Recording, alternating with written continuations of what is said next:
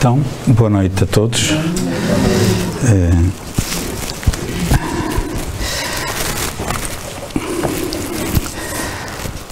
Certamente já conhecem este livro, Histórias que os Espíritos Contaram. É um bocado conhecido. Mensagens do Poeta Alegre, que é um Alegre com A minúsculo, que é um espírito amigo que se comunica com esse pseudónimo e que tem uma coletânea de casos são histórias de vida que os espíritos contam a este espírito e que ele depois transmite sob a forma de quadras bem dispostas e popularuchas, mas que trazem um ensinamento ético e moral dentro da doutrina espírita. Como nem toda a gente certamente leu, nós temos o volume 1 e o volume 2. Estes textos foram recebidos aqui no Centro Espírita, neste Centro de Cultura Espírita. Gostávamos de começar com uma história que aqui vem no volume 1, que se chama a História de uma Abortadeira. Portanto, para quem esteja pela primeira vez, portanto, isto tem a ver com a reencarnação e com a consequência dos atos de uma vida na outra. História estranha, a das Gertrudes, que vou contar, falando de atitudes. Gertrudes, parteira, ajudava a parir, mas com as dificuldades mudou o seu agir. Encontros furtivos acabavam em fecundação, procuravam em Gertrudes a criminosa solução. De início, não queria tal procedimento ter. O dinheiro falou mais alto, dando aso ao mal proceder. De dádiva de Deus, ajudando à vida, passou a matar indesejados na barriga. Gente fina da corte e da fidalguia procuravam Gertrudes de noite e de dia. Ficou conceituada junto dos afortunados. Mal sabia ela que eram obsidiados. Os filhos repudiados envolviam os progenitores, perseguindo-os sem dó, criando novas dores. Gertrude estava diferente, não sorria com beleza, trazia o senho cerrado, fruto de tal vileza. Um dia desencarnou, momento fatal, adentrou o além, muito mal, muito mal. Assassina, assassina, e outros impropérios ouviu, seu espanto era enorme, pois a vida prosseguiu. Afinal era verdade o que a Igreja dizia. A vida continua, mais ou menos fria. Após anos de sofrimento junto dos seus iguais, chorou amargamente, clamando pelos pais. Sua mãe, senhora boa, generosa de coração, foi recolher a filha com superior autorização. Gertrudes entendeu os ditames da vida. Recuperou-se no além para uma nova corrida, nova vida. Viria a reencarnar em família generosa. Após o casamento ficou desgostosa.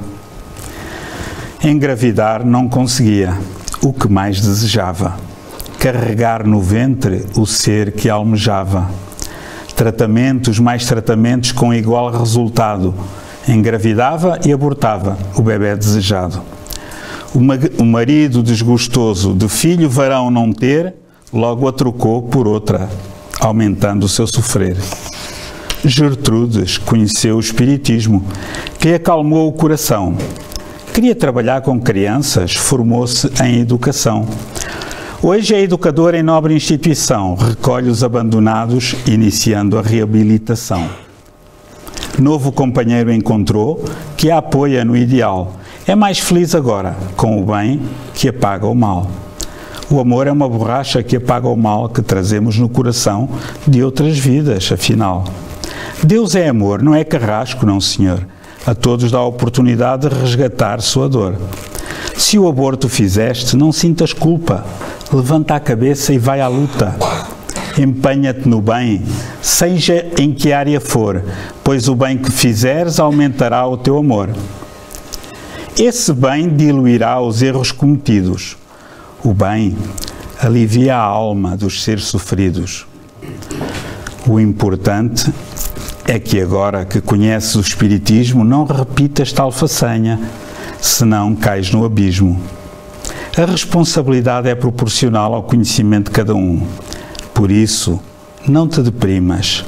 Ama tudo e todos, um a um.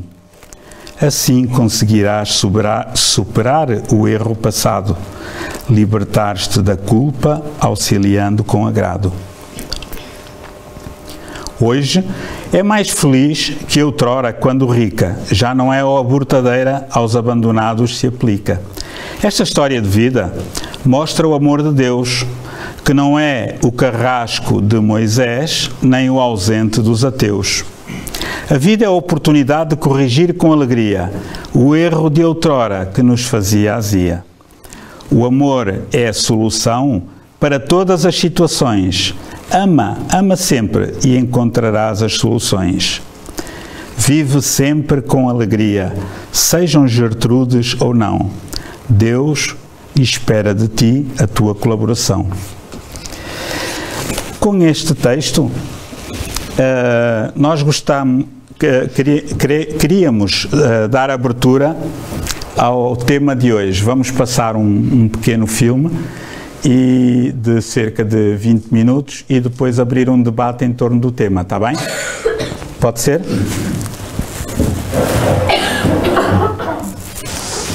E filme gratuito.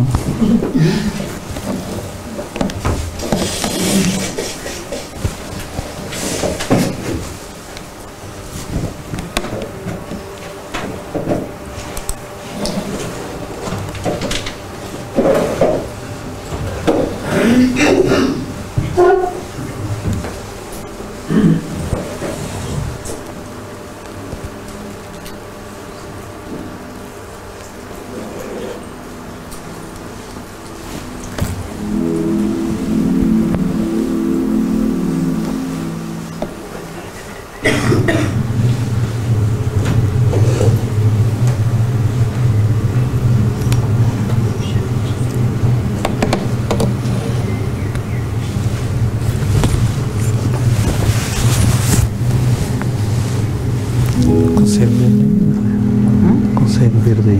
É bem?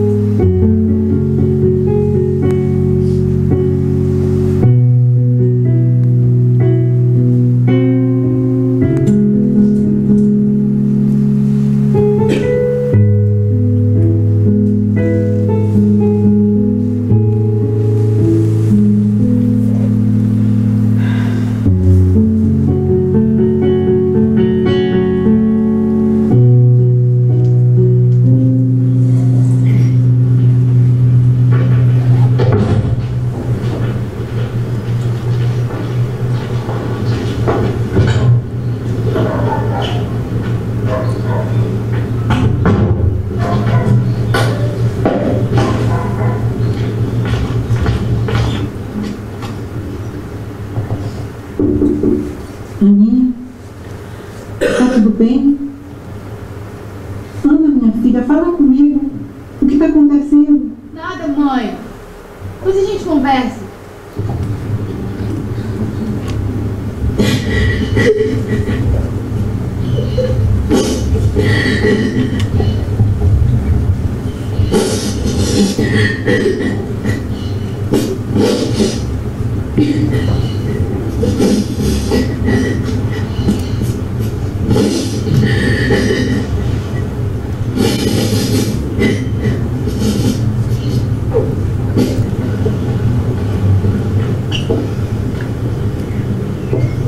Oi, quem é? Oi, dona Fátima, o Edu. Você poderia chamar a Aninha para mim, por favor? Tá, meu filho.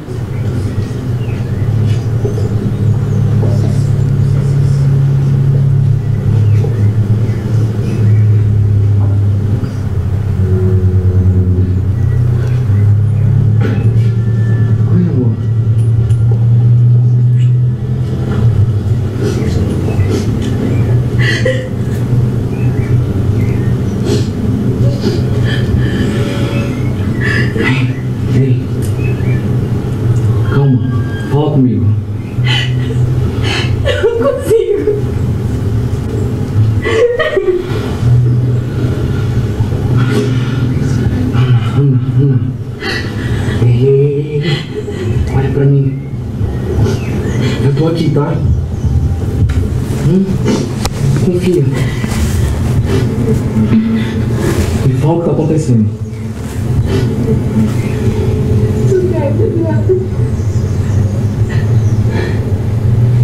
Eu tô grávida.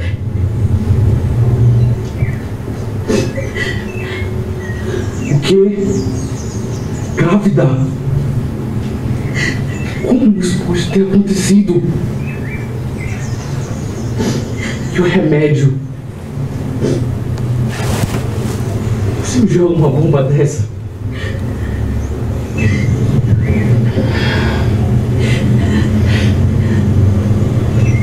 Eu não vou ser pai. Como assim, Eduardo? Do que você tá falando?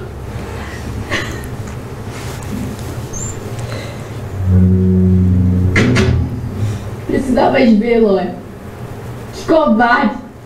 Agiu como se eu fosse a única culpada. Sei mais o que eu faço, amiga. Eu não posso ter esse filho. Eu não vou ter esse filho. Eu prefiro me matar. Você tá louca? Nem uma coisa nem outra. É a sua vida e a vida dessa criança. Fica calma e para com isso.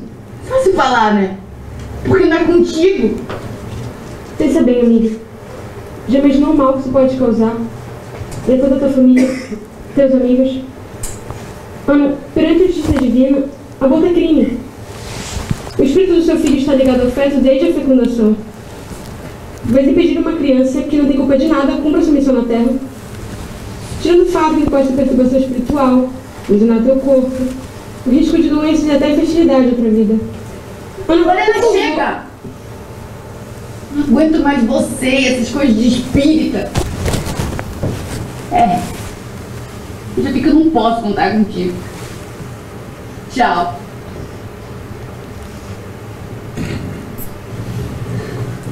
Posso ter esse filho, doutor?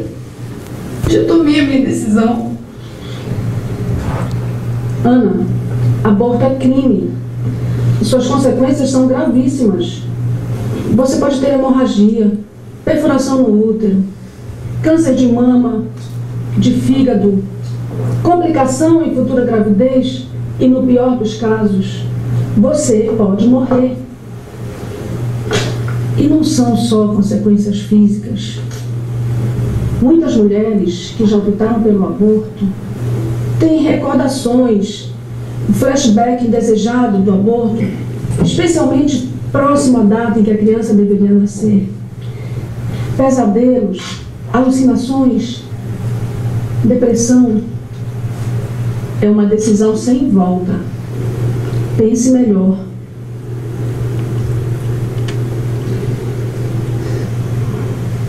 Eu lhe falo isso, Ana, porque eu também engravidei na adolescência. Parecia o fim do mundo. E eu optei pelo aborto. Fui a uma clínica qualquer. Tinha um aspecto sujo. E eu me deitei ali, sem pensar em nada. Em absolutamente nada. Meu filho foi arrancado de dentro de mim. Quando eu voltei para casa, meu mundo desmoronou. Como eu pude pagar R$400 para tirar alguém que já fazia parte da minha vida? É muito sofrimento. Você não imagina o quanto. Mas esse sofrimento, ele passa. Não tem um só dia. Um só dia em que eu não me arrependa tanto do que fiz.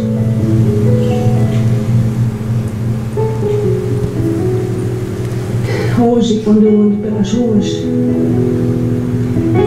e vejo as crianças, eu fico imaginando como seria meu filho. Teria cabelos castanhos, seus olhos seriam cor de mel. Ele iria gostar de esportes.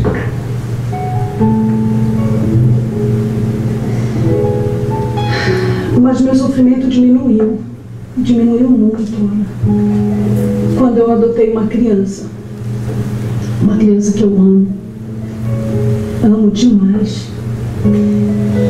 Com certeza, amenizei minha dívida perante a justiça divina, porque eu descobri que o amor é o grande remédio para as nossas faltas. Aborto, minha filha, eu não aconselho isso a ninguém.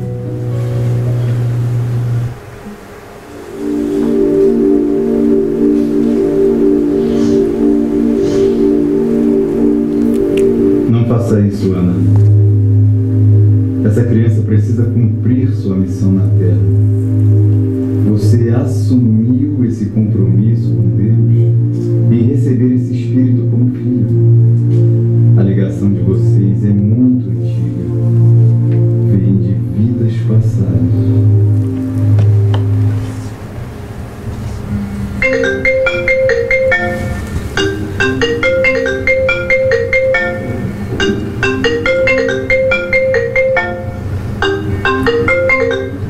Alô? Ana, tem uma clínica no bairro Renascer, marquei às 3. Ou você tem esse filho só, ou não tem. Eu não posso.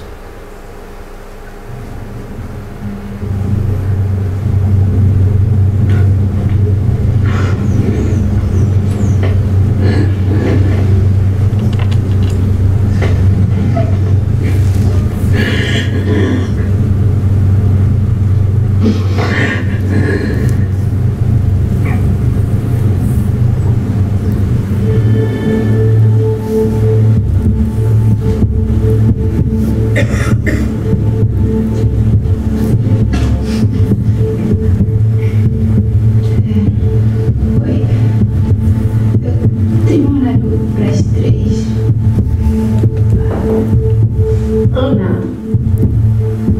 Isso. Aguarde.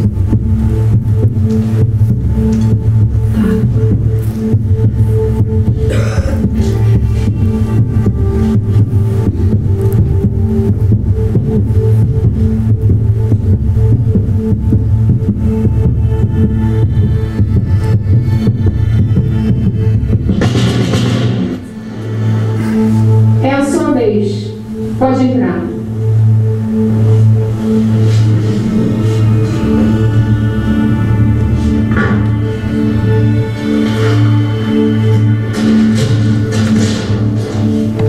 Fecha lá.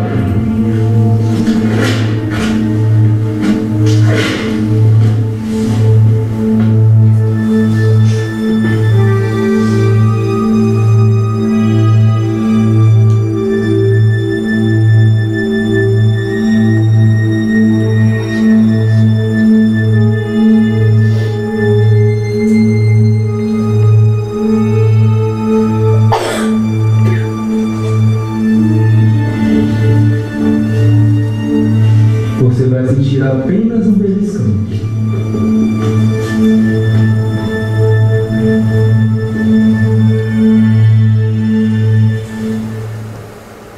Meu Deus do céu! O que foi que eu fiz?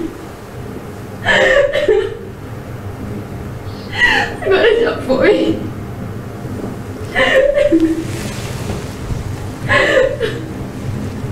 Sobre suicídio, estou aqui com o presidente da Federação Espírita do Amapá, seu Felipe Menezes. Quais são as principais consequências do suicídio aos olhos da doutrina espírita? Primeiramente, o objetivo da reencarnação é nos fazer progredir espiritualmente. No mundo espiritual, antes de nascermos, é feito um planejamento prévio da futura vida, onde Deus determina o tempo que ela durará, o tempo que durará o corpo. Por isso, a antecipação da morte pelo suicídio é contrária à lei divina. O primeiro sofrimento do suicida é perceber que matou o corpo mas não matou a alma. É o espírito que mais sofre no mundo espiritual. A alma não se desliga completamente do corpo, ele acompanha todo o seu processo de decomposição. Fica vagando por longo período no mundo espiritual inferior ou na terra, de maneira inconsciente, sofrível. Poderá, na futura reencarnação, ter má formação corporal. Por isso, você que está pensando em suicidar-se, não vale a pena. Nenhum sofrimento na terra equipara-se a um sofrimento experimentado pela alma que parte antecipadamente por via do suicídio.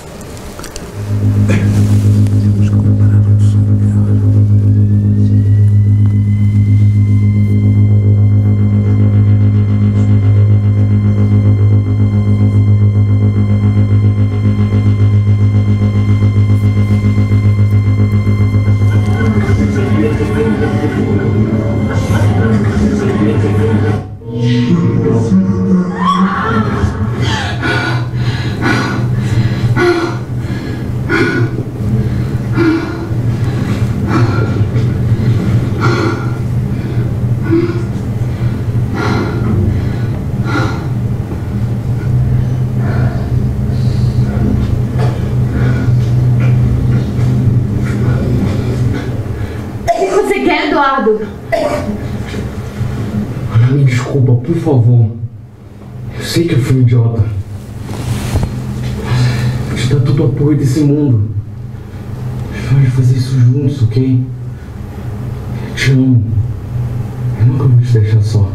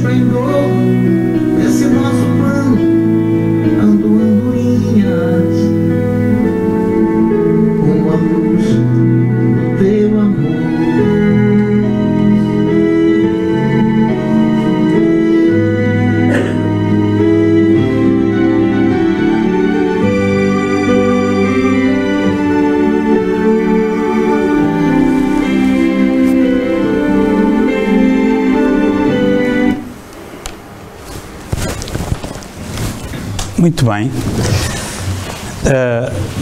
Quem esteve nas Jornadas de Cultura Espírita este ano apercebeu-se que já tínhamos passado este filme, só que como lá não tivemos a oportunidade de o debater, de trocar ideias, de discutir, foi só uma apresentação. A nossa ideia hoje era falarmos sobre este tema. O que é que, sei lá, se alguém quisesse colocar alguma questão, o que é que isto nos chama a atenção?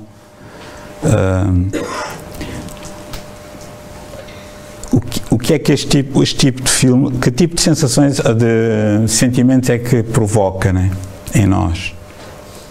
O que é que acham?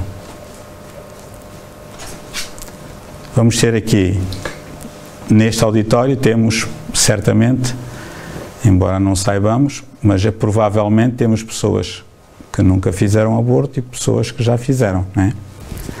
E obviamente que nós não podemos analisar as nossas atitudes, por hipótese, de há 20 anos atrás, ou de há 10 anos atrás, ou 5 anos atrás, com o conhecimento que temos agora. Isso é uma violência para connosco, né? Se por hipótese há 20 ou 30 anos, ou antes de eu conhecer o Espiritismo, eu tivesse feito um aborto, eu teria uma responsabilidade diferente do que se vier a fazer um para a próxima semana, em que tenho esse conhecimento, não é? Portanto, o Deus não é aquele velhinho de barbas que nos ensinaram, que está com um chicote à espera que nós desencarnemos para nos castigar, não é? Não é assim. A doutrina espírita tem uma... explica-nos que tudo decorre das leis divinas, das leis morais que estão no livro dos Espíritos. E qualquer violação das leis morais é uma violação do equilíbrio universal. E, obviamente, nesse sentido, é um crime contra a natureza, poluir a natureza, é um crime contra a fraternidade, explorar pessoas, e também é um crime contra o fluir natural da vida, não é? Matar pessoas, seja numa guerra, seja num homicídio, seja num aborto. Antes de vos passar a palavra, gostava só de fazer uma pequena reflexão. Isto pode parecer assim um bocado mórbido, mas talvez não seja. Se nós formos perguntar à grande maioria das pessoas, toda a população de Portugal, somos 10 milhões, estamos a encolher, éramos 12, agora já vamos nos 10, qualquer dia estamos nos 7, se não fizermos mais filhos. E então, se formos perguntar quem é que é a favor da guerra no Iraque, quem é que é a favor da guerra na Líbia, quem é que é a favor da guerra na Síria, quem é que é a favor nas guerras que decorrem em todo o mundo, toda a gente é contra.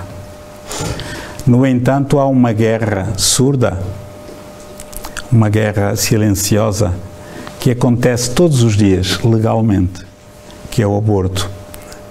Uma matança generalizada de seres indefesos, em Portugal, em todos os países.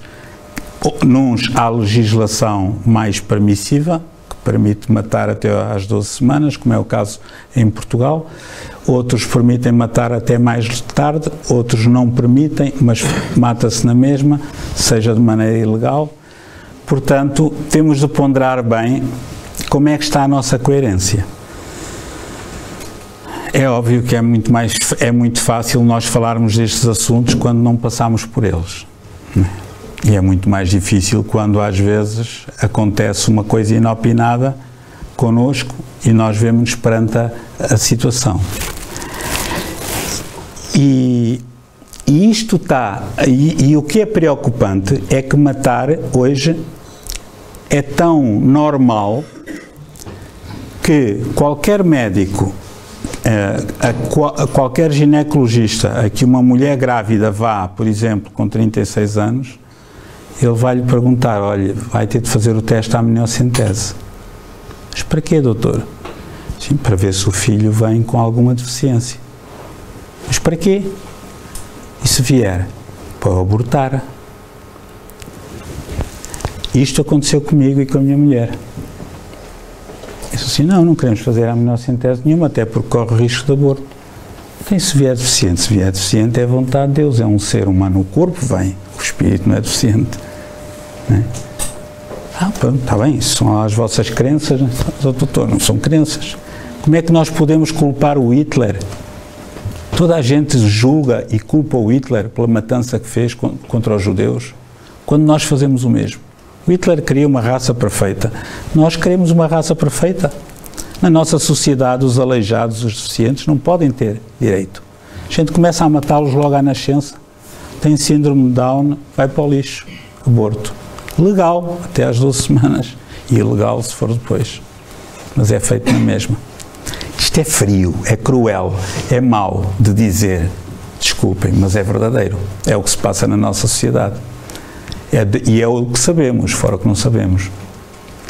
Então, o objetivo deste trabalho foi fazer-nos refletir, porque nós estamos a chegar a um momento da vida, amigos, em que vamos ter de dar muito testemunho das nossas crenças. Né? Que a vida não está a ficar fácil para o planeta Terra. E como dizia Jesus, cede o teu falar sim, sim, não, não. Não há cá meias tintas. Né? Se o aborto fosse generalizado para as pessoas que vêm com deficiências físicas, que têm a ver com compromissos de vidas passadas, não é o espírito que é deficiente. É o espírito que está num corpo diferente, limitado. Porque quando, por exemplo, uma pessoa que seja limitada cerebralmente, né, com idiotia, né, o espírito não é idiota. O cérebro é que está danificado e não permite que o espírito se comunique. Quando ele está fora do corpo, pelo fenómeno natural do sono, ele tem todas as suas faculdades. Quando volta ao corpo de carne, pelo fenómeno natural da vigília, quando ele acorda, ele sente-se preso naquela camisa de forças que ele próprio criou. Agora, será um ser humano ou não? É nosso irmão ou não? Terá uma razão de viver ou não? Claro que tem, não é? Se nós pudéssemos matar todos os que nascem com deficiências, estes aqui que nós vamos ver não teriam hipóteses.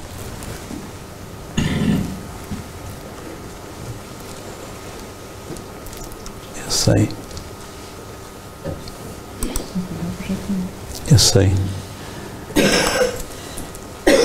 Tenho de abrir com outro, senão, com outro.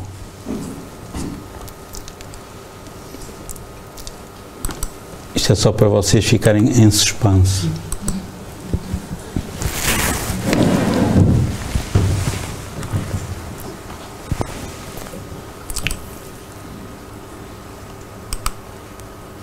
Aqui estava a fazer mal. Abrir com o Windows Media Player.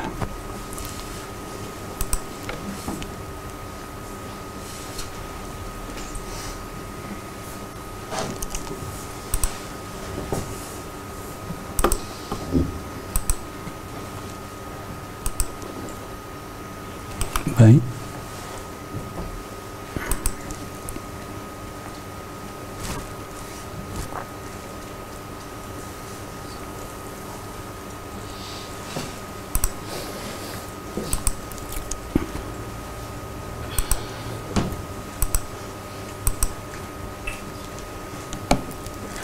Agora já podemos ver. Reparem, este bebé, esta fofura, que nasceu sem braços, né? Só assim com uns cotozinhos, uma malformação genética ou provocada por algum medicamento, não faço a mínima ideia.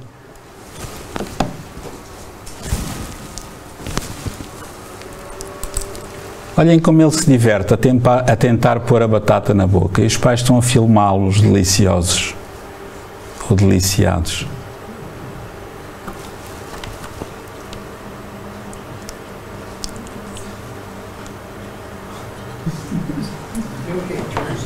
Ok.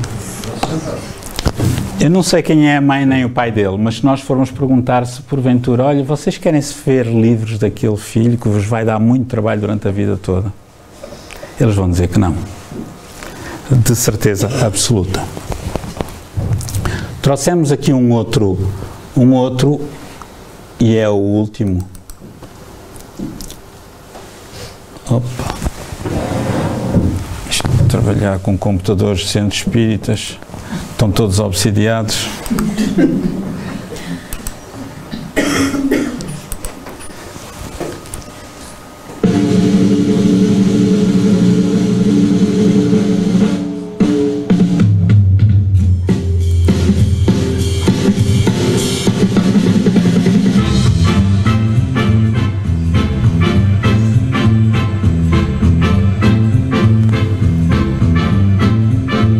Yes, I can, suddenly, yes I can. Gee, I'm afraid to go on as turned into. Yes, I can. Take a look, what do you see? 133 pounds of confidence in me. Got the feeling I can do anything. Yes, I can. Something that sings in my blood is telling me. Yes, I can.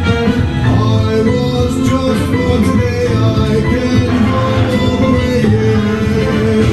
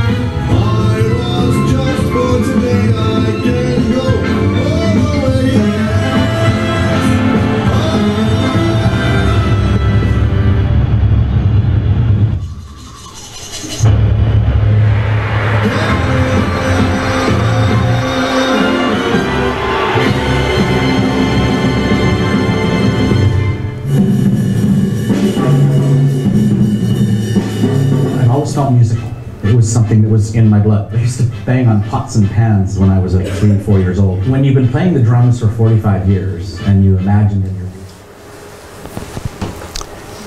Estes de facto são os super-homens, né? Não são os outros. Eu confesso, quando vejo estes filmes ou estes spots ou algum de pessoas com limitações físicas conseguem fazer coisas impressionantes que a grande maioria dos que não têm limitações como eu não fazem, né? Sinto muito pequenino e lembro-me sempre, quando me queixar a próxima vez vou voltar atrás e desqueixo-me. Ok. São filmes de choque que servem para nos abanar a consciência. Não sei se alguém quer colocar alguma questão, podemos falar na ótica espírita disto, trocar ideias, concordar, discordar, estejam à vontade. Faz favor. Eu gostava de perceber em que estado emocional é que fica a criança que é rejeitada.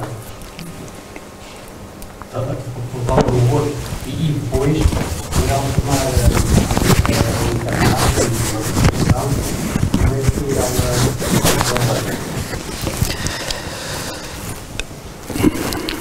De acordo com informações dos espíritos que são comprovadas com os processos de regressão de memória, onde muitas pessoas têm acesso às memórias de quando estavam no ventre materno, há evidências fortes, científicas, de que a criança no ventre materno sente tudo aquilo que lhe dizem e o que a mãe sente e que o pai sente. Sentindo às vezes, inclusive, quando o pai e a mãe discutem durante a gravidez, a discussão do pai para com a mãe como sendo para com o próprio feto.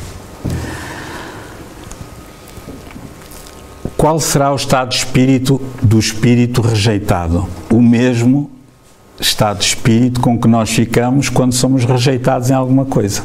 Sentimos-nos postos de parte, não é? Então, se um espírito é rejeitado, ele sente-se posto de parte. Aquela mãe não me quis, não me deu a oportunidade de voltar a nascer para a minha evolução. Se o espírito for equilibrado, pacífico, ele vai aceitar, ficando o ónus da responsabilidade para a mãe, que o rejeitou. E vai ter a oportunidade de nascer ou novamente na mesma mãe, mais tarde, ou noutra mãe que o queira receber. Se o espírito for pouco evoluído, agressivo, né, ou violento, pode muitas vezes virar-se contra a mãe, ou contra o pai, ou contra quem decidiu, num processo de vingança que pode durar muito tempo, né? Tal e qual como acontece aqui na Terra, uns com os outros. Depende muito de que tipo de pessoas estamos a falar. Não sei se fui de encontro. O Lucas, neste filme, foi apresentado, tem um exemplo de jovens. Uma jovem que namorava e que ficou grávida. No caso de uma violação, ora, não foi uma relação normal, nem de namoro, nem de normal, vida normal. Aqui também se pode dizer que é justo não se fazer o aborto? É correto? Não, não é justo, é correto? A criança vir, sendo uma violação contra a vontade da mãe? A questão é pertinente. Em caso de violação, se é justo, se é aceitável que a mãe aborte ou não, uma vez que não foi uma relação consentida. É uma situação muito delicada, do ponto de vista da ética e do ponto de vista também da moral. No entanto, os amigos espirituais, os bons espíritos, dizem que essas situações são sempre acontecem sempre dentro das leis divinas, lei de causa e efeito.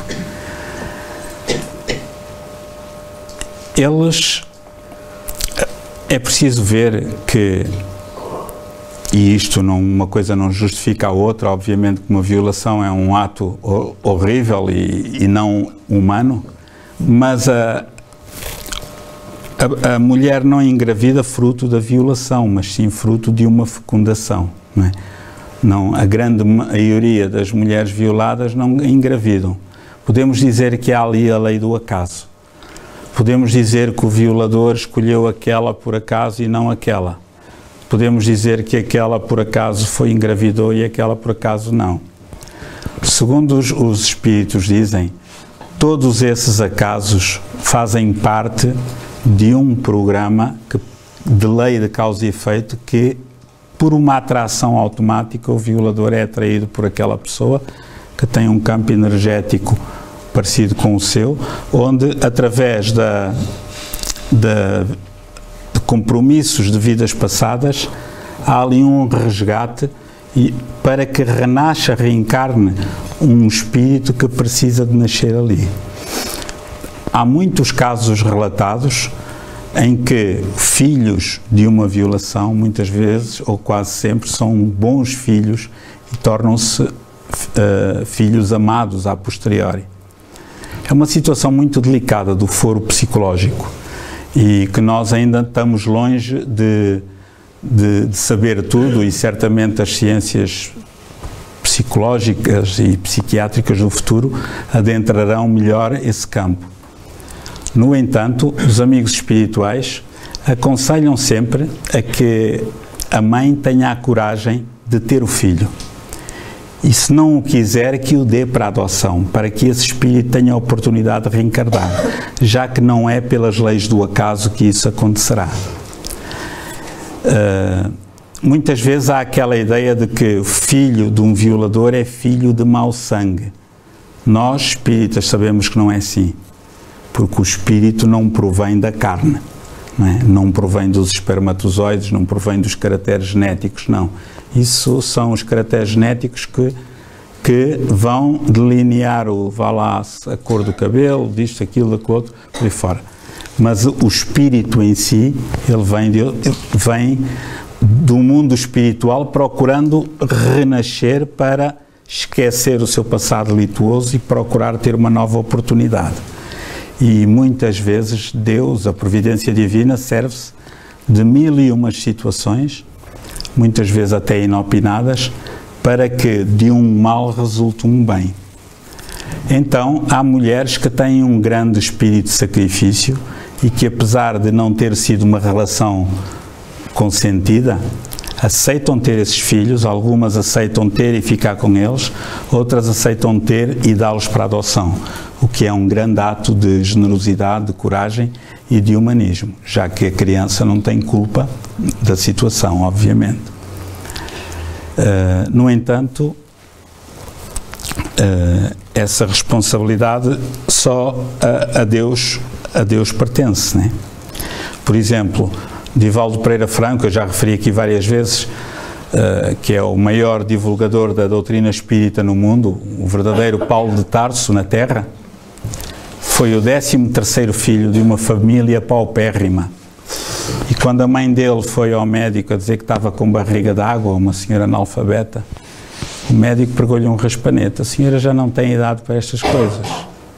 A senhora está grávida. E com essa idade, ou aborta ou o filho morre.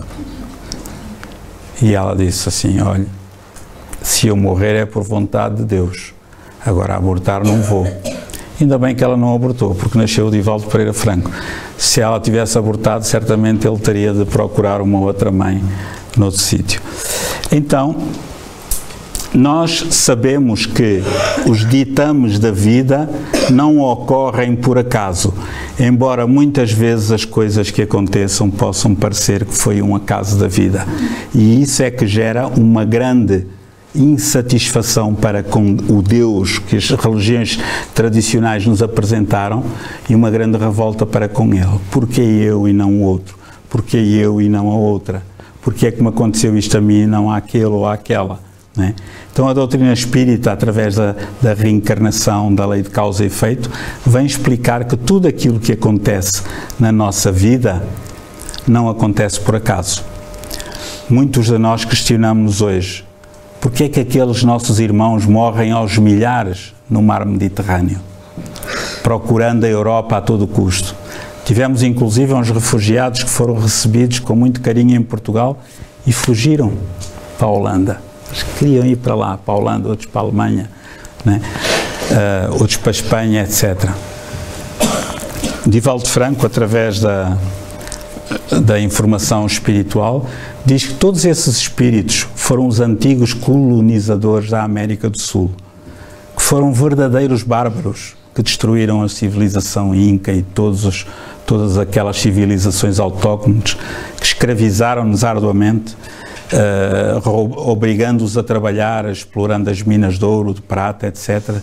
Destruíram todas as suas tradições, contrariamente aos portugueses, que colonizaram o Brasil, mas não fizeram assim tantos estragos, a não ser no fim, que foi só um bocadinho.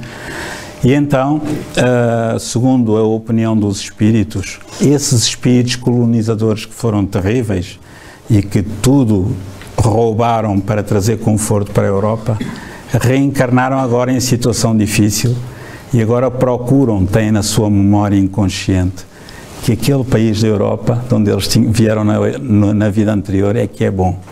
Então procuram a todo custo chegar à sua pátria antiga, né? Passando pelas dificuldades que eles próprios geraram em vidas anteriores. Não numa lei de castigo, mas numa lei de causa e efeito, para que aprendam a valorizar a fraternidade e aprendam a valorizar as relações humanas umas com as outras. No entanto, nós pensamos assim, epá, mas porquê que isto acontece? Que Deus é este que permite que nós sejamos aqui de barriguinha cheia e eles morram aos milhares no mar Mediterrâneo? Tem de haver uma lógica para isso, senão Deus é um crápula. E a lógica encontra-se na lei da reencarnação. Isto dentro do que nos é possível saber, porque há muitas coisas que nós não conseguimos ainda entender, não é?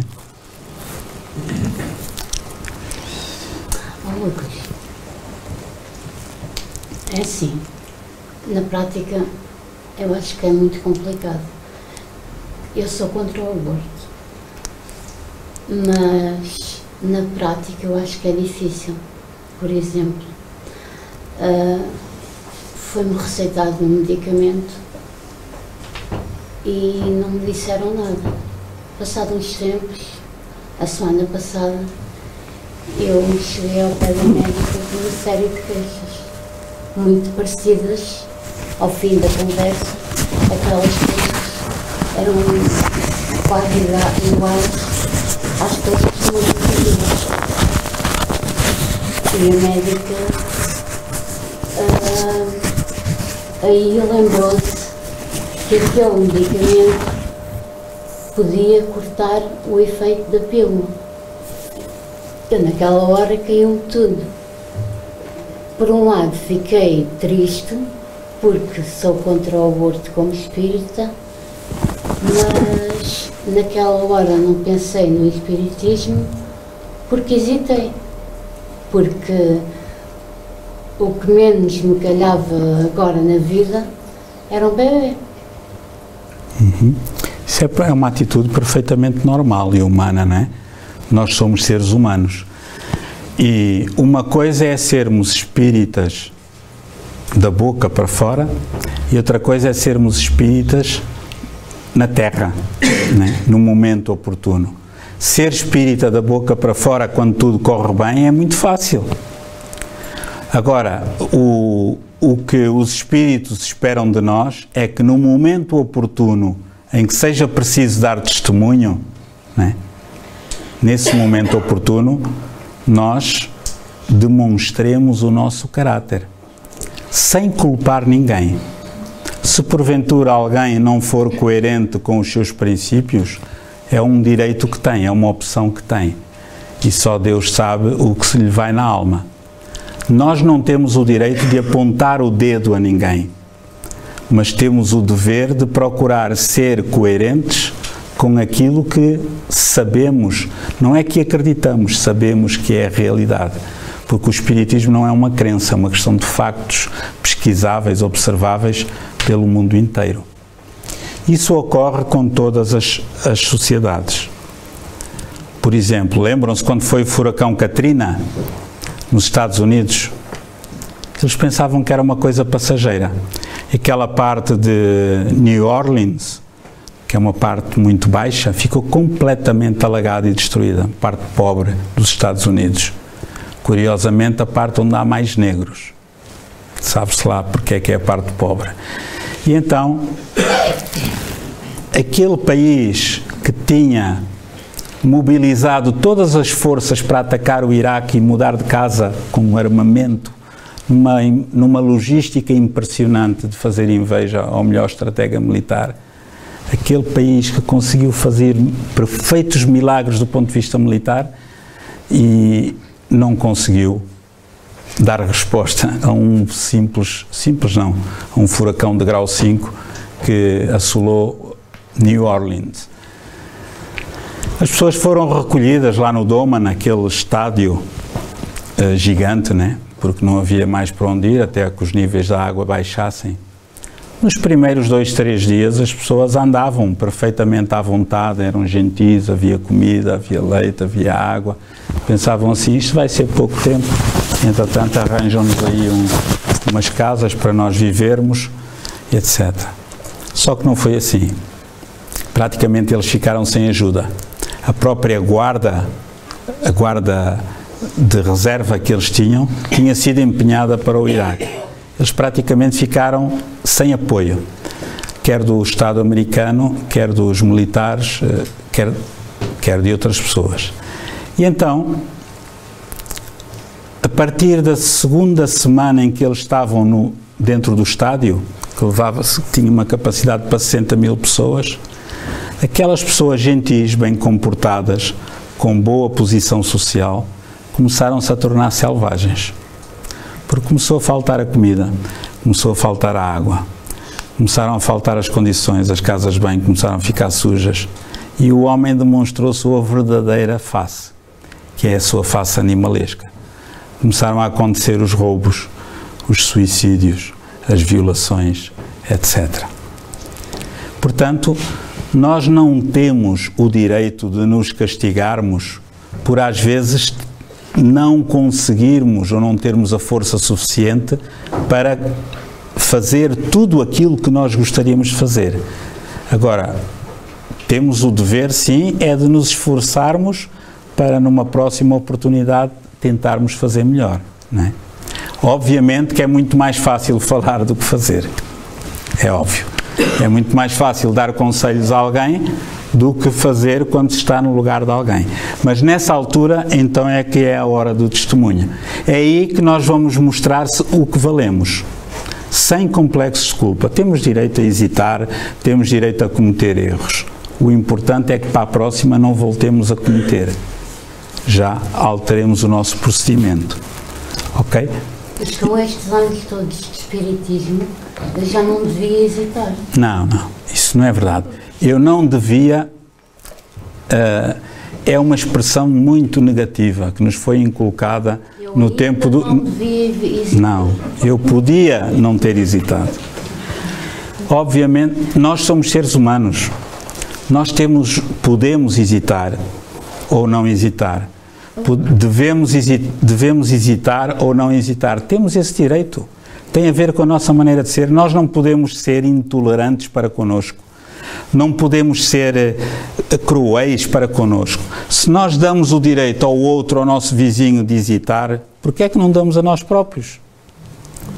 Não é? Isso é uma maldade.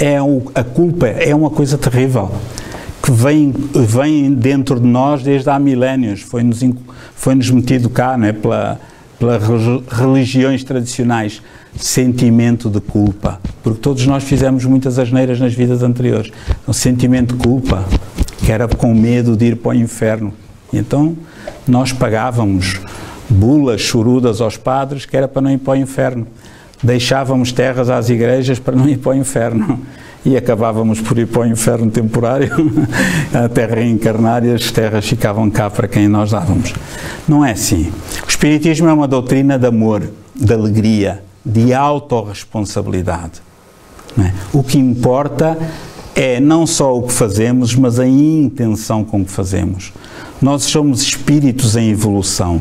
A doutrina espírita aponta-nos caminhos, mas não nos diz que é por ali que temos de fazer daquela maneira. Diz assim, olha, o caminho para a felicidade é por aqui. Uns podem ir por ali, outros por ali, outros por ali, outros por lá. Uns podem demorar mais tempo do que outros. Não podemos ser... como é que é dizer? Não podemos ser algozes de nós próprios. Bater em nós próprios, eu não presto, eu não devia ter pensado isto, eu não devia ter dito aquilo, eu não devia ter hesitado, eu não devia... Não! Eu tenho esse direito. Tenho o direito de dizer, de pensar, de hesitar, de acertar, de errar, etc. O importante é a minha intenção com que eu faço as coisas, não é? E se eu porventura errar hoje, o importante é que amanhã tente não errar. Se eu amanhã errar, o importante é que depois de amanhã eu tente não errar. E às tantas, depois de amanhã, eu vou conseguir acertar. Ok? Porque o erro não é um mal. Um erro é apenas ainda a falta de acerto. Um dia nós habituamos-nos a acertar e depois já não queremos outra coisa. O problema é quando nós erramos propositadamente para prejudicar alguém. Aí é grave, porque é com lucidez e estamos a contrair um karma. Agora, a grande maioria dos erros que nós cometemos fazem parte da vida, são as nossas escolhas. É normal, estamos a aprender. E o Espiritismo traz-nos essa mensagem de esperança, de alegria. Não é castradora, não, é animadora. Querias fazer alguma pergunta? Desculpa. Queria partilhar, porque eu lembro-me quando ainda andava na escola, quando houve essa política toda do aborto, eu tinha religião e moral. O meu professor era uma pessoa muito boa, ele tinha estudado para padre, mas entretanto tinha-se engraçado com uma rapariga, tinha casado com ela. E ele tinha aquela noção muito bem definida da religião, da sociedade. E eu lembro de uma discussão que eu tive com ele muito grande, porque eu sempre fui contra o aborto, mas fui a favor da despenalização. Porque, mesmo hoje em dia, sendo espírita, continuo a pensar da mesma forma. É preferível um espírito que cá está permanecer, continuar a sua missão, do que... Desculpa. Permanecer e continuar a sua missão, do que ir a uma clínica que sofre muito e que morre por causa daquilo. Ou seja, aquele espírito em si também deve ter, mais para a frente, uma forma de se redimir daquilo que fez.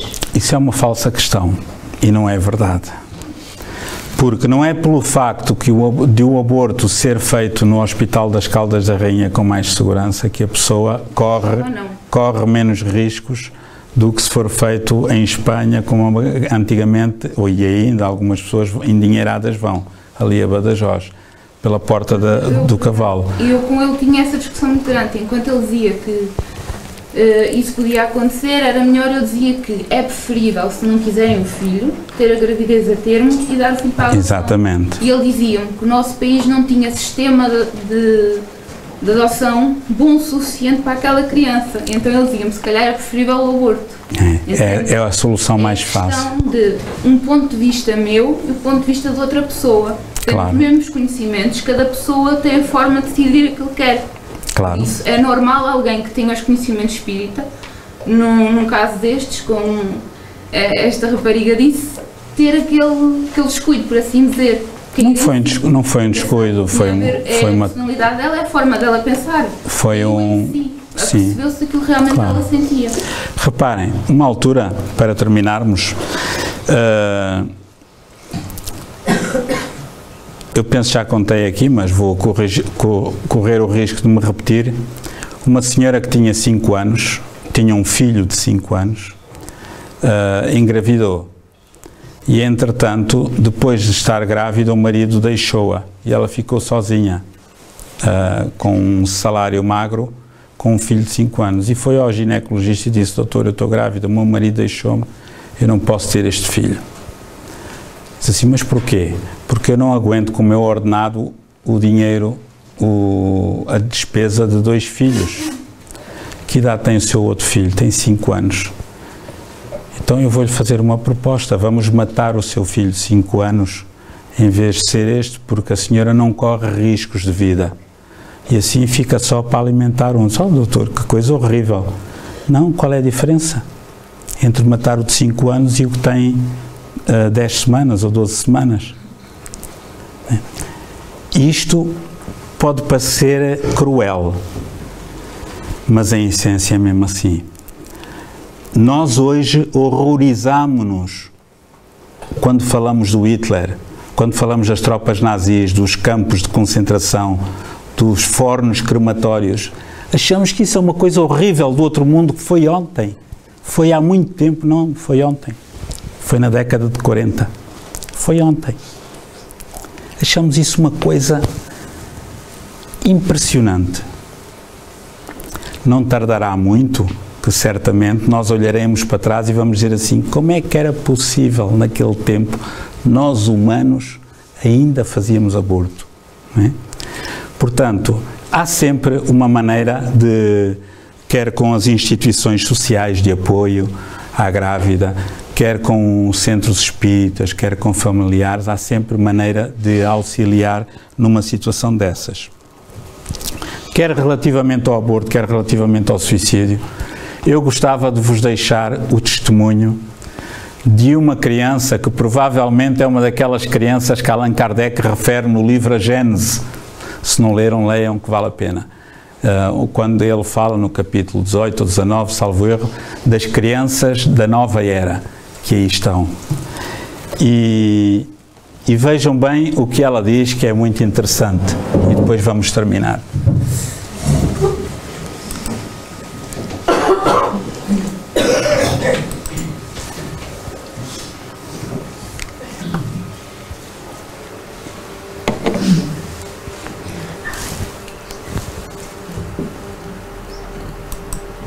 Oi pessoal, você deve me conhecer como Júlio Leonardo, como Freud. Eu quero dizer que isso é como um videogame, a nossa alma e você. A alma é o jogador e a gente é o boneco do jogo. Se ela vai na escola, o seu pai está te levando na escola, um motorista está te levando na escola, ele é o boneco da alma dele. Tudo no videogame. Você e sua alma. A sua alma é o jogador e você é o boneco do jogo. Só tem uma coisa que a sua alma não pode fazer: pausar o jogo. A vida, quando a gente sai do jogo, o jogo morre e a alma não. A alma está controlando. Se a gente desliga o Xbox ou o PlayStation, a vida do boneco acaba, mas a alma não morre. Esse é o sentido do jogo. Não é um jogo como se você pega um controle e acontece. Não vai valer, você pode tentar assim, tipo, pode pegar o controle e apertar, que só o boneco que vai funcionar. Mas foi bom falar isso. Tchau.